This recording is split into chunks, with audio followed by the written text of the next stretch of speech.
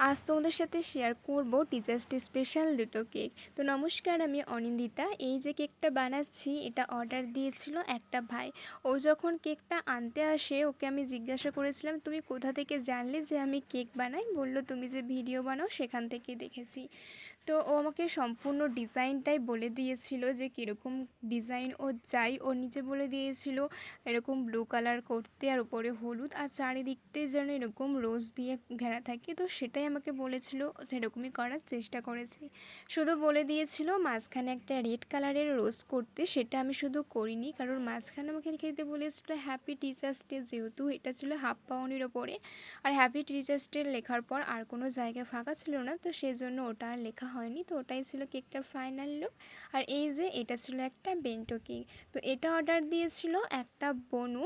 ও আমাকে আমারই একটা করা ডিজাইন দেখিয়ে বলেছিল এরকম টাইপসের করে দিতে, শুধু লিখে দিতে happy teachers day math teacher. যেহেতু ও আমাকে বলেছিল ম্যাথ টিচারের জন্য নেবে, তাই ওকে সাজেস্ট করেছিলাম এরকম ম্যাথের যদি কোনো টাচ থাকে তাহলে দেখতে সুন্দর লাগবে। তো ও বলেছিল ঠিক আছে, তুমি তোমার পছন্দ মতোই যেটা ভালো লাগবে করে দিও। তো আর আমি না সবসময় আগে থেকেই দেখে নিই বক্সটা ভালোভাবে আটকিয়ে, যাতে চারিদিকটা কেকের মধ্যে না লেগে যায়। উঁচু একটু হয়ে গেলেই না চারিদিকে লেগে যায় আর ডিজাইনটা একদমই নষ্ট হয়ে যায়।